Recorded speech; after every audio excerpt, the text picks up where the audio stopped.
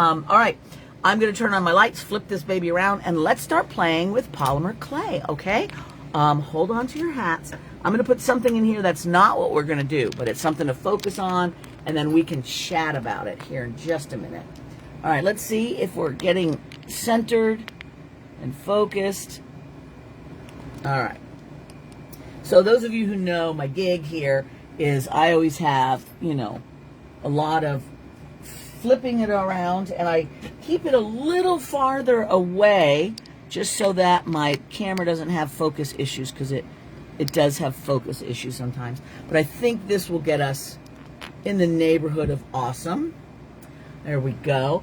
And let's see. Lila says I'm having some hickory coffee. I got hooked on it again this summer at NOLA, New Orleans. Chicory. Yeah, that is interesting. I have not had that for a while. But yeah, that's they down in New Orleans. I didn't know you were in New Orleans. Did I know that? Oh, man, I should have paid attention to that. I would have tried to figure out a way to connect somehow. I really enjoy hanging out with Lila, but I'm glad you had fun. And you got some of that good chicory coffee, and I'm hoping beignets as well, yeah? Because that would be more fun and exciting to have some beignets. All right, I'm trying to figure out if I need to do any micro-adjusting. I think we're pretty good. So what is this? This is a combination of epoxy clay, and here you can see on the back I'm using the Epoxy Sculpt, which is my epoxy clay of choice. We'll be doing that in the number 3 chat.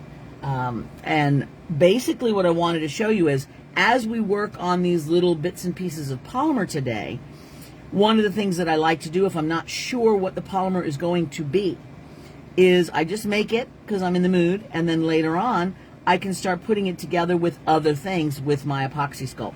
So I just want you to know that's a thing that we can do. I spy with my 2 evil eyes. Probably something fun, right? So I got a lot of stuff going on over here, and the first thing I thought I'd show you is something super duper simple.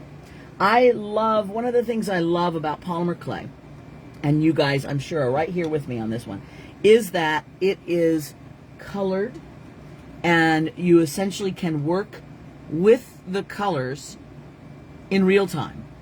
And after you're done baking them, whatever it is you did is pretty much what it stays. And I love that about polymer clay. It makes me very happy. So you're going, okay, what is this? This is a nothing.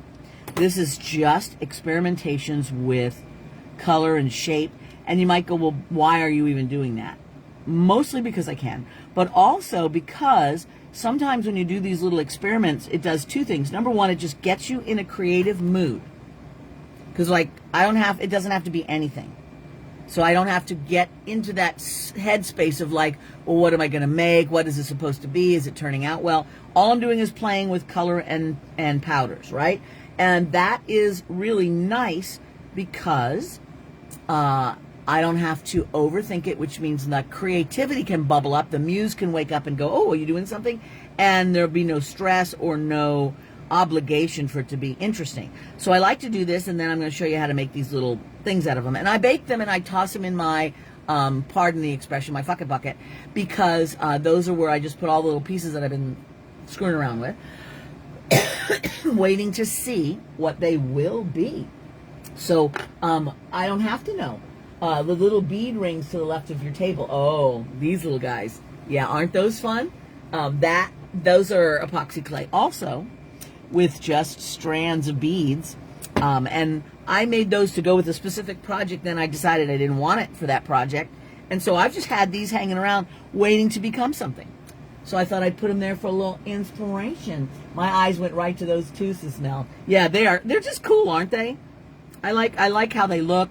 And I think those would be really interesting in something. So I'm waiting to see what they will be and when and where. All right, so what we're going to do with this is I wanted to show you just something that's fun. I have lots of scrap clay. We've talked about this before, but I have a couple of buckets. In fact, I'm going to give you my Amazon influencer link right now. And here it is.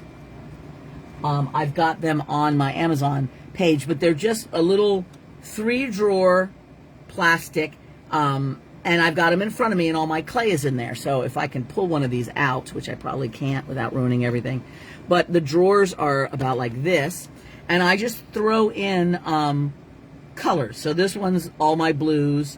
Then I've got one for pinks and purples, one for reds and oranges, browns, greens, neutrals, things like that. And then it's right in front of me, so anytime I want some clay, it's just right there. And I don't keep things wrapped up. I just throw them all in a big heap, and I do have one for scrap clay as well. And then it's always at my fingertips for whatever I want. So I just reached in there and I found some pink. I ran it through the second widest setting on my pasta machine. And then I'm going to take this tool. This is a scratch tool. You can get cool little frames. Yeah, they would make a fun little frame. You can get this on my website. You can probably get it on Amazon as well. And those of you who haven't been over to my website lately to go see what there is, I am revamping. It's taking me longer than I was expecting because I spent a lot of January just being with my brand new grandson and my old grandson, enjoying myself there. So some of the things I was going to do first thing in the year are taking a little bit longer. But this is like a $5 or $6 tool. And you can also use your needle tool. But I'm going to just put some deep grooves in. No real plan. I'm just putting some grooves in. Doesn't that look neat? And I'm going to get rid of some of those little scrumbly bits. And then I'm just going to take one of my little random brushes and just get some paint, pan pastel. So this is what I'm using. Let me show you. This is pan pastel. It is my pigment of choice. You can use any powder, all right? Any powder that you want. But I suggest pan pastels for a couple of reasons. They're a little bit more expensive, which I know can be a bit of a problem. And by the way, I'm getting this down into the cracks. I don't really care about it going on the surface because I'm going to take it off the surface, but I do want it to go down into the cracks. And the reason I like pan pastel is it really grabs and stays in the clay really, really well. It's got a gum arabic kind of a resin, plant resin, which makes it very, very grabby, and I love that. So it makes it be very permanent. There's the word. All right, so now I'm just getting some tape, and this is just clear sticky tape. And what I'm doing is I'm rubbing it over the surface, and I'm taking away all of the surface treatment. Now, you guys know I do this a lot. So for those of you who follow me or you're part of one of my groups, it's like, yeah, Christi, we know that. I know you do, but do you though? Do you know how exciting this is? So I'm basically rubbing it so that I can get all of that surface treatment off of there. Not surface treatment, but surface powder, so that what's left down in the cracks really emphasizes those lines that I scribbled in there. Then we're going to run this back through the pasta machine to embed the color a little bit more deeply and flatten that surface. Now, you don't have to. You can leave it textured and everything. That's groovy. No problem with that. I don't want to, though, so I'm not gonna. And this is the part I want you to be taken away from this, is that sometimes part of the reason why we stall out on creativity is we put a lot of demands on ourselves for what it's supposed to be, what we're going to do with it next. Like, oh, if I make it, am I going to give it to somebody? Am I going to sell it? What is it supposed to be? What's the project? It's got to be good. Nobody has to see any of this stuff. This is just for you, just to be in a nice spot. You know, put on some nice music or light a candle or do whatever and just enjoy the process. Lisa said I had some of those drawers. I learned the hard way that some plastic containers melt where polymer clay touches it. Thank you for bringing that up. It has to be flexible plastic. If it's flexible, see how this bends like that? If it's flexible plastic, it will work. If it's hard and rigid, then yes, there'll be a problem with polymer clay for sure. Mel says, it's cool to see you doing the color on color with the clay and pan pastels. I love working with colored polymer clay. It comes in so many pretty colors, and the pan pastels take it up a notch. They really do, don't they? All right, so now, thank you, Mel. I'm just going to lift this off the table, and I do that by just getting my blade underneath there and pushing against the bottom. Now, what I'm going to do is I've got my little pasta machine over here. I'm going to run this through, and I'm going to go this way so that the lines get preserved. and this is going to flatten it out. So I'm going to go one thinner to kind of just see what I've got here, and then I can go even more if I want to embed that deeper and make it more soft visually. Here, let me try it. Okay, so you see what I get is now what I have is I have just the color.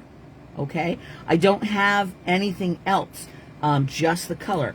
And I like that, the patterns of the color. So I'm taking this little weird thing here, and I'm going to put it in an area that I think will be fun to wrap this around. And there's a lot of extra here that I'm just ignoring and wasting. So if you're looking at it going, oh, you could use that, I could. And if I was doing, you know, something else, I would maybe take a little bit more effort. But what I'm basically doing is just wrapping it up like a little present, so that I can turn it into a veneer, essentially, a covered little section here. Now, if you get a little hole like that, what I just suggest is that you just give it a little slice, push that air out, and then push it back down. Shouldn't have any trouble with that. It's not going to cause any problem to it. It's just going to look weird. And it's easy to get, you know, air holes in it because I'm just doing it the dumb way and not really paying much attention to how I'm putting it on there, but usually they work themselves out. So what I want to do then is just make a shape that maybe will become the basis of something. I like to use these in my mosaics just to give it kind of an interesting look sometimes. We did, those of you in the Creative Circle will remember that I had one of these where I had done some crackle on it as a little learning how to play with crackle. I probably did it as a demo, and I put it on one of these little twiggy things, and then we turned it into this whole desert scene. It was the starting point for an entire desert scene, but these could become like coral. I don't even know. You basically don't have to know. You just have to make some of these and enjoy them, and later you can decide what it is. And what I find is that often when you're making something, what it will become becomes apparent as you go along. Mel says, I guess one of the benefits of having aphantasia is that I never have a mental image of what something is supposed to be. Yeah, everything that we could think is a problem is actually a little door to a superpower if we, you know, find out what that thing will let us do better instead of concentrating on what it prevents us from doing. So, I mean, obviously, that's not 100% always true, but so many of us have our brains that work differently, and that can be an amazing feature if we let it. I know it's a challenge too, but that's true. That is one of the, anybody who's got a neurodivergent type brain, you raise your hand if you're one of those. I've got my hand raised. Is that your brain doesn't see things the way other people does. It makes connections that other people don't. And that's great. I mean, we need both. If everybody was an engineer, we'd have great buildings that don't fall down, but they wouldn't be full of all the color and craziness that us artists do. So we need everybody. So Holly says, hi, Holly. Those are my best clay days. Just put on some favorite PJs, good music, grab some clay, and play. Some of my favorite things come out of those days. Amen, sister, because when you disconnect your brain from the worry of having to produce, then it can just play. And when you play, good things happen. So that's what I would suggest is like, let's just make things. And then later on, you can figure out what they are. And you notice how this gets almost like a watercolory kind of effect. I love that. So one of the things I love making is hearts, and we'll explore that a little because I have some things to say about that. But what I did is just I made a teardrop shape. I'm using my Gotta Have It tool. You can get that on my website. I gave you the link to my site. It's just christifriesen.com, but I have a tools section where I've got some pretty darn great tools. And I am just going to make a little wedge in there with the, it's not officially called the butt crack tool, but I think you can see why I like to refer to it as that, because it makes the perfect little butt crack on our hearts. And then you can take this veneer, if I can get it off of here without it all ripping to pieces. Come on, baby. I let it sit too long. All right. Let's take this mess and let's slap that baby on and see what it looks like. And since I've got some cracks and some weirdness, I'm just going to go with it and see how that feels. So I'm just wrapping this up with the excess. Now you could leave it all wrapped up like a little mummy heart, because that could be fun, you know, but I'm not gonna in this case, although it could be fun. I'm just gonna kind of push it on there and make it a little bit more finished and smooth. Try to push down with your fingers, but not smear, because the smearing will blend away those little lines from the powder. It's very good. The powder stays on and is very secure on there, but it still can be pushed away. So you'll notice that there's a few of the little wrinkles on there, and I can decide if I like them like that or if I want to make them go away. But again, this is another thing that we can do. And you notice how I'm rolling it against my tile there. That's an interesting way, I think, of blending sometimes. All right, so as I press it, you see how it's getting a little bit more blurry. If you don't like that, then you can change that. I think it's kind of cool. And because this has got a gunky area over here, I might just use my tool and emphasize maybe some texture on there, so it doesn't seem like a problem, but it seems like a feature. And let's just see how that feels.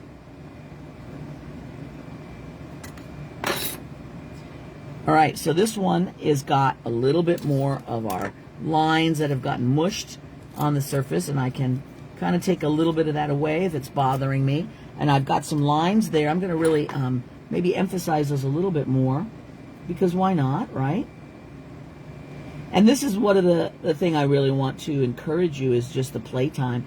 Is when you think you know something is going to go a certain way and it starts doing something else.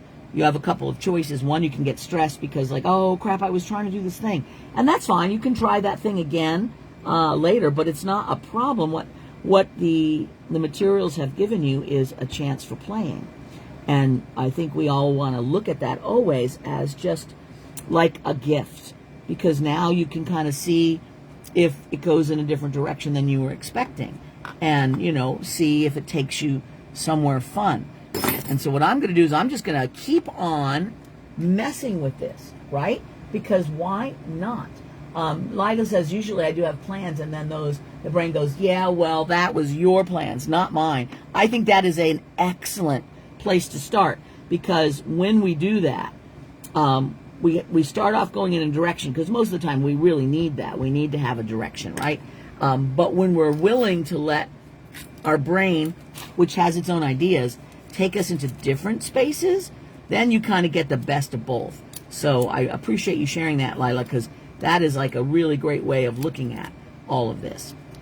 All right, so now this is turning into something else, and I'm losing some of my little stripes on this one, which is okay, because, I got stripes on that one, so we saw what we were doing over there. Now we're doing something else, and I am just adding more powders and seeing if that makes me feel like anything, and if I like it or not. But I love having the tape and kind of putting things on and taking them off. I think that can be really fun. All right, so now we've got this going on. Now let's see if it wants to go anywhere else. It's not done until it's done, and also anywhere along the way you can just wad it up and go, well, that was not what I wanted, and you haven't lost a thing. Your clay is still usable. It may be a different color now, but that's okay. I like mud. When clay turns to mud, it actually holds on to powders in a whole different way that I think is really cool. So now I am kind of losing a lot of those original stripes, but I've added these different stripes, and what I'm doing is I'm pressing it for that same effect of just like turning the texture into color, just the visual part of color, right? And that can be kind of fun. And what if I really started emphasizing this up here in a different way? And I like hearts. We can add like a little hanging thing to it if we want to, or leave it like this and work a mosaic around it. I like to do that as well. And we can add beads to it if we feel like it. But now we've got a whole different thing which just has a different feel to it, and that could be really cool. And you might also go, yeah, it's okay, but it's not great. That's all right. It doesn't have to be, or we can decide to add something else and keep on playing with it. Add more color, add more this, add more that. So many choices. Let's see. Conyer says, sometimes I have a hard time narrowing down the how to do a project, and I'm not a free-flowing creator and I need direction. For example, I want to make some hearts to hang in my kitchen window, but I keep waffling on how to make them. Do I like them like giant candy hearts? Do I attempt to do something in liquid clay, etc.? I hear you. It can be, when you know a lot, that can be more daunting sometimes than only knowing a little. Because if you only know a little, well, then you just do that thing. But once you have a million choices, then it's like, well, which ones do I want? And I would say in something like that, Conyers, and I appreciate you sharing that with us, is you start off with your favorite color. Like in the kitchen, you might decide, I'm going to make it all teal or whatever. That's my favorite color. So you just start with some teal and you just see where it goes. And you make several hearts, and then you, without worrying about what they're supposed to be, and then just look at them and decide, do I like how that turned out? Do I want to keep going in that direction or a different direction? Or, sometimes just beginning anywhere will help define where you want to go next. All right, so we're going to just keep messing with this heart because we can. So I think, okay, that's a nice technique. That's great. But honestly, that's kind of a boring heart, right? So that makes me go, great, let's just mess with it and see what do we want to do next, because we don't have to be limited by anything. I'm going to move something here so I can open my drawer. So now I've got a nice dark, and again, I'm playing with powders for now because that's what mood I'm in. I have got a really dark brown. I'm going to put it over the whole ding-dang thing. And you might be going, why, Christy, why? I don't know. I just feel like it. But anyway, Conyers, I'm not saying that is the answer for you. It's just an answer that you might find helpful or not. Everybody's got their own process, and it's okay. If things take a while, that's all right. There are many artists whose things were years in the making. I don't know if you knew this about Leonardo da Vinci, is that most of the paintings that we have very few paintings from him, very few. And most of those he kept in his possession his whole life. Everywhere he went, he had crates with his in-progress paintings.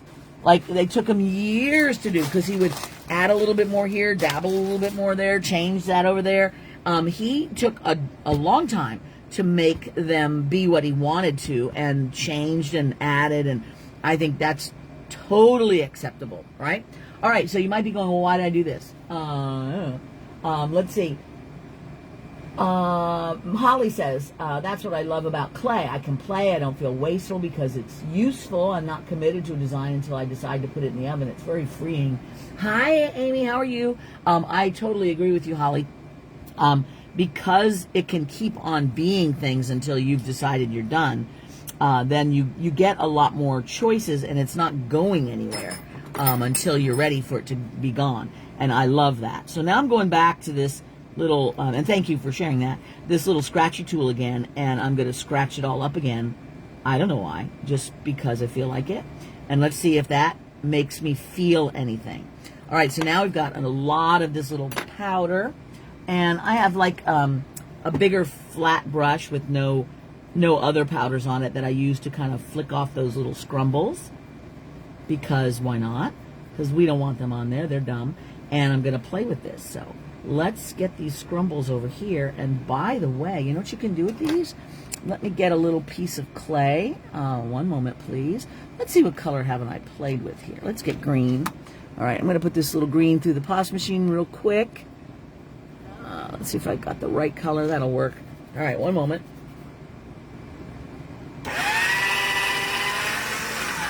And I'm going to use this to pick up all of this stuff. Number one, because it works really well, but two, because it will create a little pattern on the clay. That could be really fun also. So let's get that and pick up any weirdness, okay? Let me run that through the pasta machine.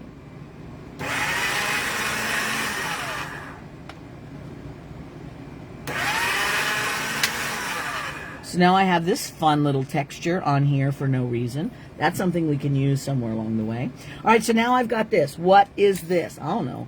Let's just see if it can be something fun. I'm going to take this and push it down because this is going to turn that texture into, again, a little bit more flat. I find that that's something that I personally like doing, is taking a texture and then flattening it so it becomes more visual. That is kind of a nifty thing, I think, sometimes.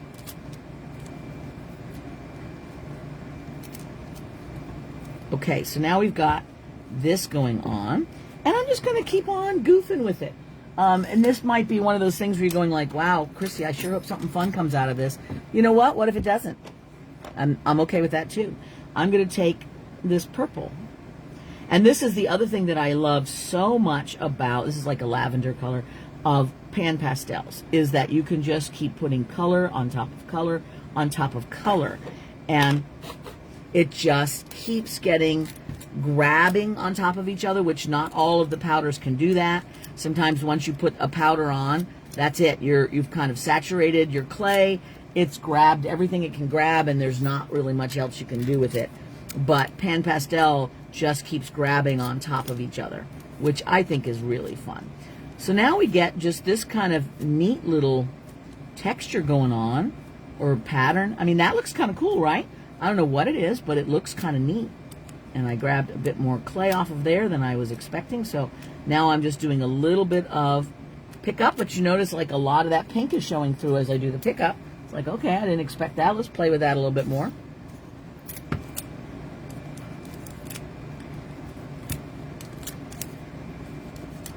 Get some pink showing. And then we might look at that pink and go, yeah, I don't like that. At the moment, I'm fine with it. Got a little muck there. All right, so now we've got a whole different thing going on in this heart. And it's flatter, which I'm fine with. And it just is an interesting looking weirdness, right? And it's got some like flattened area over here that is okay, but maybe that would be like the perfect spot to add some kind of embellishment. What do you think? Hi, Teresa. How are you guys? Mel says, I like that better probably because I'm not big on pink. The brown and purple are really cool together. So, you know, I agree with you, and we could even look at that and go, okay, so I don't really like how that turned out, that color. So what if I come by with another color? It's not over until you say it is, and each time you add something, something else happens. And not always does a good thing happen. Sometimes it's like, well, I should have stopped one step before that one. That's okay too. But I think that color is kind of neat, and having that little bit of green in there amuses me. Now it's starting to look almost like a vintage antique something. I'm going to lift off a little bit of that so we get some of that feel in there. And it has almost a feel like a crackle now at this point. So why don't we add something on here? Let me hold this up a little bit so you can see it a little better. Hold on, let me get my light source up here. Is that helpful? I can't really tell until the camera catches up. There we go. Sorry for it being oddly out of focus, etc., but I think that helps. And I'll take pictures of these afterwards too. That is the problem with my camera being pretty far away, and I'm upside down, so I can't always like get it where I think you can see it, but I think we get the idea. All right, so now this just by itself is great, but we could put other things on there. We could put a leaf on there, or we could put an embellishment. I'm thinking let's go with an embellishment, some kind of stone or bead. I'm going to dig over here in my bead area and see if I have anything fun. There's some things in here, but are they fun? That is the question. All right, you know what I've got? This is interesting. All right, so I have piles of stuff, as we all do, right? And one of the things that I have sometimes are these just vintage weirdnesses. So this is a vintage weirdness. It is, I'm looking for just a little bead. It is a glass button. It's an old glass button. So you can see it's got the two little holes in there, which is weird because it definitely makes it look like a button, which I don't know if I want it to really look like a button. It's like, oh, that could be fun in there, but I think we lose it, so never mind. That was a great idea. That was not a good idea. And let's see if I got something else in here. Oh, what's this thing? This is a weird little thing. I like that, but also it's strange. I wonder if it was smash. I do like smashing things. Nope, it's very strong. Okay, so it's boring. Let's see what else we got floating around. Oh, I know what we have. We haven't played with this yet. What about if we took some gold leaf? Aisha says sometimes the clay piece tells you what it wants. I find that's with a lot of sculptures. I think that qualifies as vintage weirdness, right? Mel says very cool crackle effect, and you didn't need to dry it to get that in the clay. It almost looks iridescent. You guys are saying some really fun stuff in there. All right, so one of the things I like using is gold leaf, and I use the real stuff because I love gold. And so what I'm going to do is I'm actually going to take a piece of my gold leaf, and I'm going to just put this on here a little bit. Oh, there it goes. But I don't want this to be really bold like that. I want it to be somewhat vintagey as well. So I'm going to kind of drag through this and make it look striated, distressed, whatever the word is we want. All right, that looks pretty good, right, so far? Yeah, I think so too. All right, let me see if I have any other cool thing that could be really fun in here. I'm digging through my various cool things buckets. I do have quite a number of cool things, and they're all over the place, so finding cool things is interesting. Let's see what I got. Anything in this pile? Well, I got some fun things, but I keep coming up with these clear pieces that are cool. That's neat. It's a little bit of rutilated quartz. Okay. That's a thought. What about this thing? Nope. All right, well, some of these bits and pieces that I have here are not jumping out at me as the best thing to use. Wait a second. What about this thing? That might be an interesting little thing to play with. What if we just took this? Where do we want it? Or do we even want it anywhere? Nope, boring. All right, guess what? I'm going to leave it as is because I can't think of anything awesome. And I'm just going to let this be, and then later on, it might tell me what it wants to be. Oh, wait, I thought of something. That happens a lot. Add some steampunk doodads? Yes. Gold leaf makes everything better except Schlager. Mel says, could be like a faux labradorite. I know, right? There's some possibilities. I happen to have a little bit of gold. These are, I don't know, like a plated gold or something. And I'm going to use the head pin. This is one of the ways that I like to add embellishments, is just using a head pin and sticking the head pin in the bead and then adding the bead to the clay, which is fun. So what I'm going to do is put the head pin on like this. All right, and we're going to trim off the end. I keep those ends because when you're doing mosaics, you can use little bits of gold wire in your mosaic, which is fun. And if we think of it, we'll do that during our mosaic fun one at 10:30. So we'll see. But now what I've got is I've got this little pearl with the head pin in, and then I can just shove it in. And I want to go kind of shallow so it doesn't poke out the back. And I could add a couple of pearls. That works, doesn't it? Pearls in here just for fun. And I think the pearls are actually adding to it. Some of those other ones were just not. It takes a while to find just the right accessory for your piece, which is why I highly recommend hoarding as an artist, because you just never know what piece is going to be the piece that you need to use. Sometimes I've had pieces for decades before where they finally wanted to live became apparent, you know. So you got to do that. It's like having a really good box. You just do, because when the time comes for that box, the payoff is worth it, right? Okay, come on, little guy.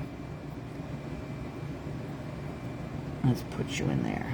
All right, so I'm shoving it in. Now, you might have noticed I didn't verbalize that, and I should have, is that I've been making little hooks at the end of my head pin wire, and that is to help them like lock into the clay better. Nothing like sticks to polymer since it's like a plastic. So you have to encourage it to stay put. And one of the ways that I do that is by putting a little hook in the end. So I'm going to trim off the end, as you saw, and use my pliers just to bend a tiny little hook in the end.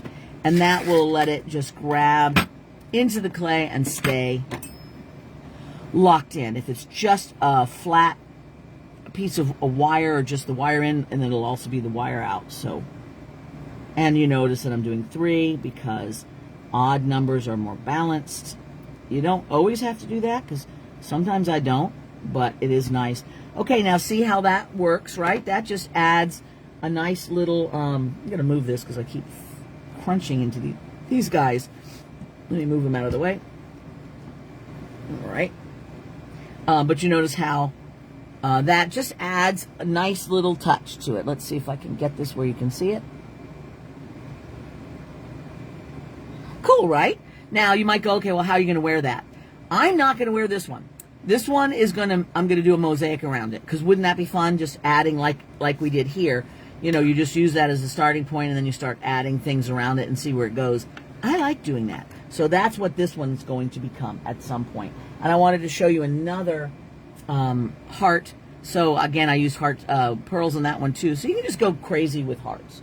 All right, so now let's do something else. All right, I wanted to show you this weird thing. And you might be going, well, what is that? I don't know. It's just a thing that I will be making something with, but I don't know what.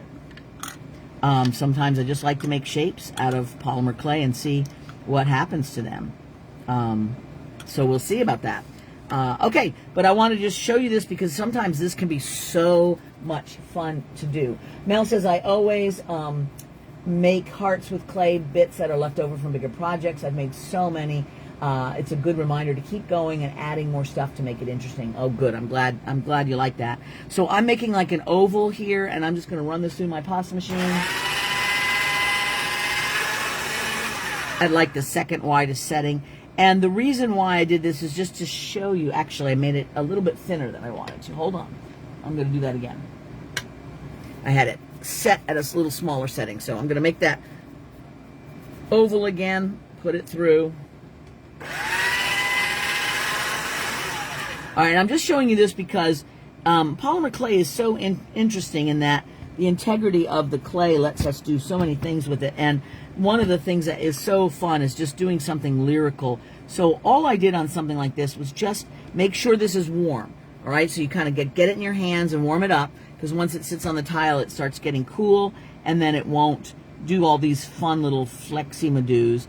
And I just kind of did a little twirling of it like this for no reason, just because I could. And to me, that makes like an interesting possibility of something. I don't even know what, but it's sort of a very organic-y, sort of like a nudibranch, organic-y feel to it that will be something. And I'm just going to add some color to it with my pan pastel. And then it can become something somewhere along the way.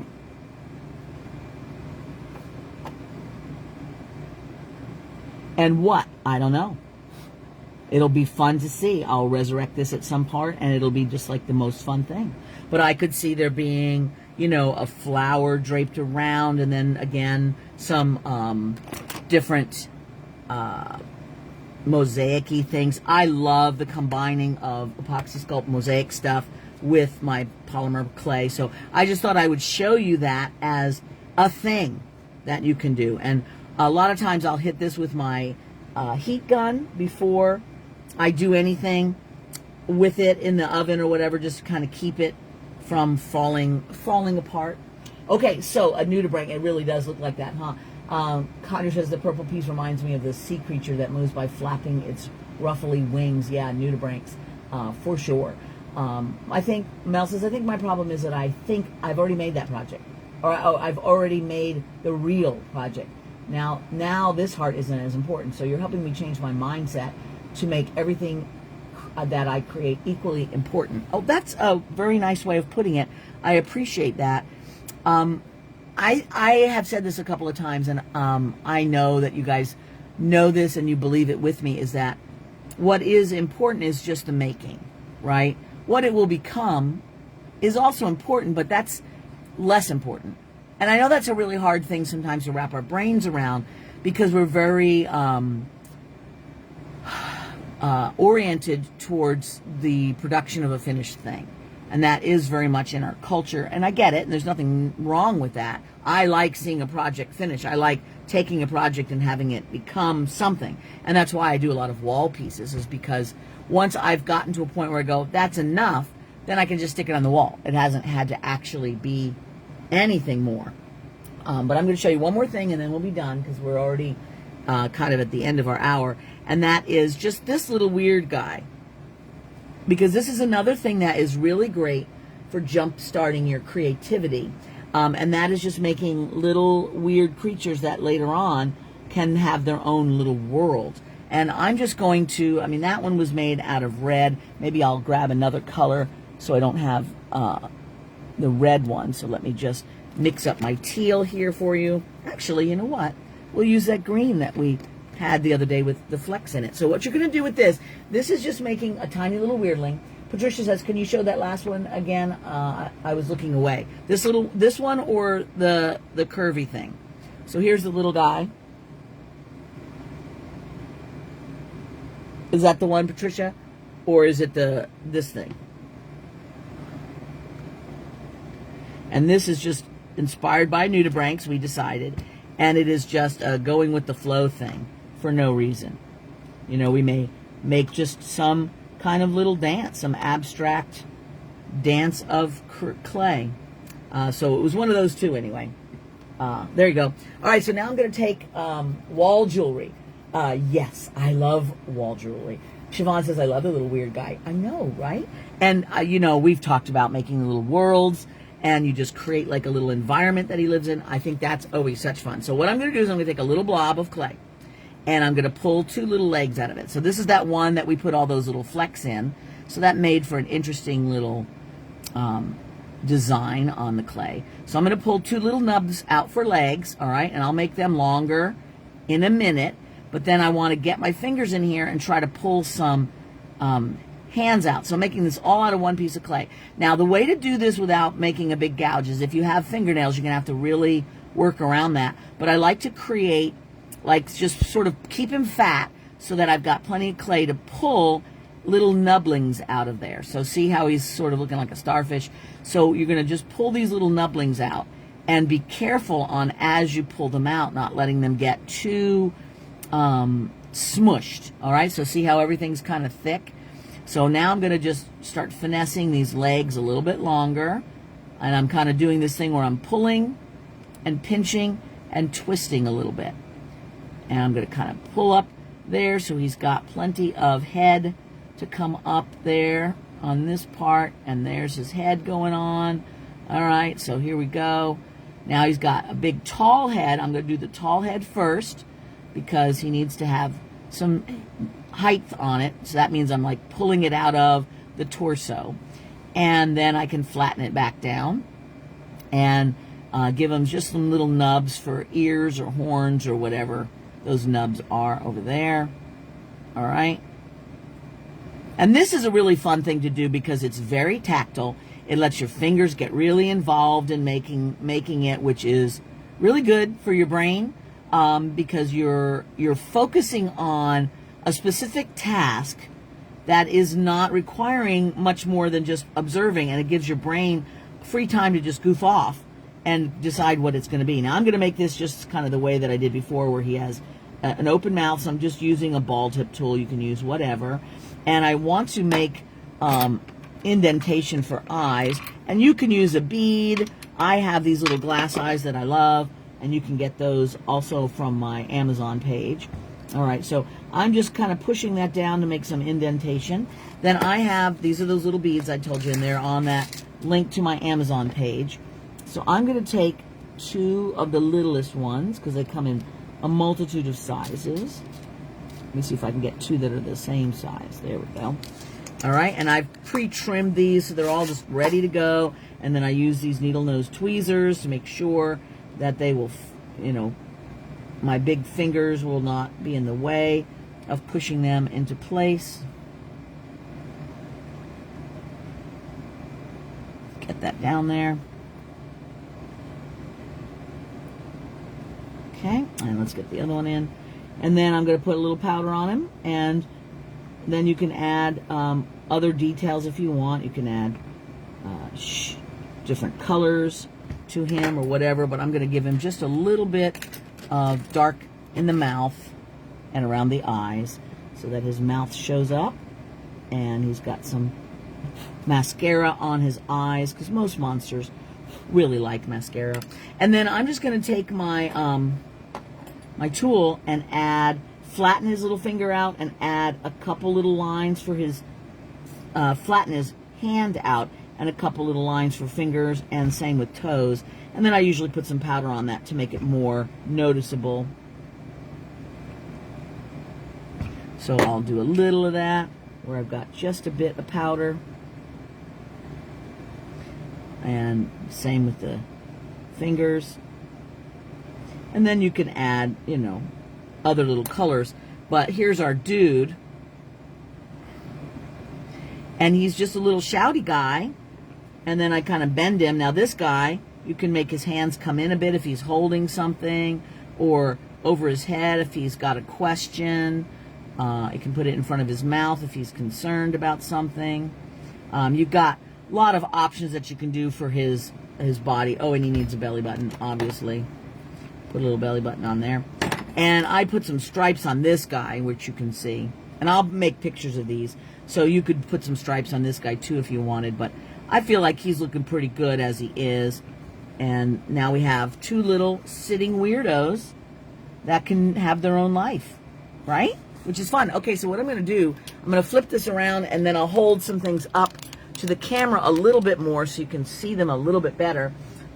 Here's our heart that we did all of our crazy stuff to, so you can kind of see up close. If I can get my face out of there so it can focus. So that just ended up being a whole bunch of crazy stuff. And then I already baked this one a little bit, so you can kind of see this was just the fun, free-form, nudibranchi thing. And then we've got our fun with stripes. And you can see the subtlety of those stripes. Isn't that nice? I like how those turned out. And then finally, our little weirdo guys. Here's one. Let me see if it can focus. There we go. Trying. There we are. And let's see the other one. Now he's got a little bit of that clay that was on his belly like that. I may change that so it doesn't look too disruptive. Who even knows? All right, so guys, that is some polymer clay stuff, all right? And I see so many other people have jumped on, Pamela and Terry and Marilyn and Donna and Debbie and Sarah and Vicky and Nyurka. If I didn't say hi to all of you guys, hi to all of you. And Patricia says, when you bake the curvy thing, do you have to prop the sides up with toilet paper? You absolutely can. The thickness of that clay was enough to kind of hold it. And what I actually did is I took my heat gun, and many of you guys have an embossing gun, a heat gun.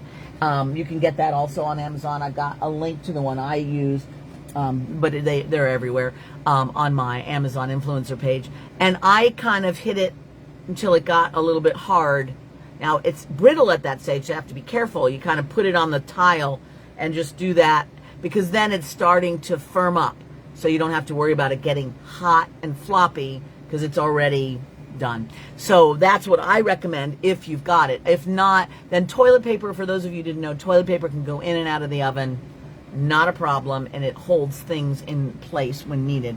Little weirdo, just one of us, right? Exactly. And I love creating these little worlds around these guys. So this one, I'm going to see what he's up to here. Like I said, he's got that weird little patch on his belly, which I might emphasize or I might take away. But, you know, once he's dry, he could really have a whole thing going on. So I have to think about that. I could put a little tongue in there. He can be chatting to his friends. They could be having a tea party. You don't even know. They could be looking at a larger monster with apprehension. There's so many places it can go. Gumby, yeah, and they're the right cut. They're green and red, just like Gumby and Pokey. Yeah, he's just a little shouty guy. Plankton from SpongeBob SquarePants, yes. A yodeling nubbling, yes, that's exactly what it is. For sure. Plankton from SpongeBob SquarePants, yes. I told you my brain was weird today. I love your weird brain. I think that was it. Okay, the green guy has freckles. He does. And I think I like his freckles. It's just that one is very big. But maybe that's just who he is. And we just have to embrace everybody and who they are. All right, so I'm going to end with one last thing. And again, I don't mean to be being a jerk. But if you feel so inclined, here is the little link towards making a little donation. We have 3 more of these live chats to go. My suggested price was $20 if you wanted to do it. Many of you have already signed up. I thank you for that. I appreciate it. I have found myself in the last several months of this year doing, well, actually all the way into the summertime when I went to go help my kids with my new grandbaby being born and helping out. I have found myself ditching my responsibilities quite a lot and running off a lot to go do family things or whatever. And it's like, I have not done as many events or whatever my usual cash flow thing is. So it's like, if you feel like kicking in 20 for this day, then great. All right, so now what's next? At 8 o'clock, which is in about an hour, Ricky will join me, 8 o'clock Hawaii time. And we'll have a little bit of Ricky chat. Him and I were talking about something last night, which we will talk about today because it is in the realm of, our creative experience. And then I believe that we mentioned that we're going to do some glue gun stuff. So just as a little teaser, what I did is I gathered up a bunch of stuff. Whoa, hang on. I caught a piece of glass with my legs. That's probably not recommended. Anyway, so I've got like this little bucket full of just oddments. All right. So I went through my buckets and like looked for things that were interesting to me. And then I grabbed out my glue gun, and I also had just a little frame that I found, which needs some help because it's very weird, at the Salvation Army. So here's my little frame, and we're going to do stuff with this, and we're going to make a little curiosity collection. So I just, this was the first one that I did. I had a big old frame that I found, and then I just added these things with a glue gun. It's not going to be rocket surgery. So we're just going to have some fun together, and we're going to just talk about assembling things, and then since we'll have extra time, we'll do something else too. It'll be a mystery what it is. But that is what we're going to play with coming up, our glue gunny business. So, and we may actually do a little bit of painting in preparation for our last one, or I may not. I might just let that be. So we'll see what happens. But anyway, come and join me at 8 o'clock, and Ricky will do some chatting. We'll do a little glue gunning. We'll see where it takes us. Then after that, there's one at 10:30 where we're going to get epoxy clay, and we're going to put some legs on a bowl and maybe add some stuff to it and explore different options of playing with epoxy clay and making things. We'll also talk about the sgraffito effect of gold on epoxy clay. There'll be various things. And then our final one will be, let me grab it here. We're going to be doing some, little collage out of painted paper. And this one is too involved, but this was where I got playing with yesterday, is just taking all of these different painted paper and things and creating like a little oceany mermaid scene. So we got some stuff coming up with that. So we got things going on. All right, guys, go enjoy yourself for a little less than an hour and get your 45 minutes. Get yourself ready for the next one. And thank you very much for being here. If you know you have other creative friends that might have fun joining in with us too, tap them and let them know this is going on. And I will see you then. Okay, guys? All right, see you in 45 minutes. Mwah. Goodbye.